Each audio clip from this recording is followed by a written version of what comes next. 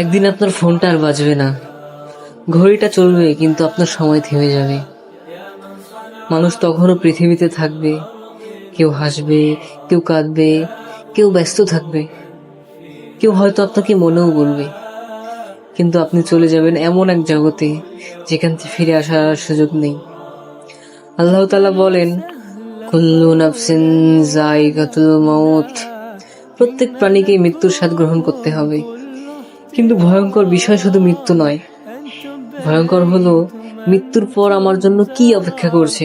আজ যে আমলটা আপনি ছোট মনে করছেন, হতে পারে সেটাই আপনার শেষ আমল।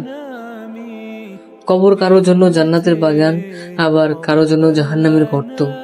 একবার নিজেকে প্রশ্ন করুন তো, আজ এখনই যদি আমি মারা যাই, তাহলে আমার কবরটা কেমন হবে? আর কিয়ামতের দিন সর্বপ্রথম যারা হিসাব নেওয়া হবে সেটা হলো সালাত।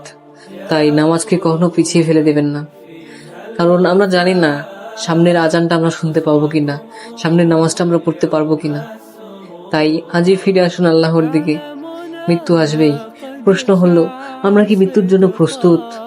কতটুকু প্রস্তুত?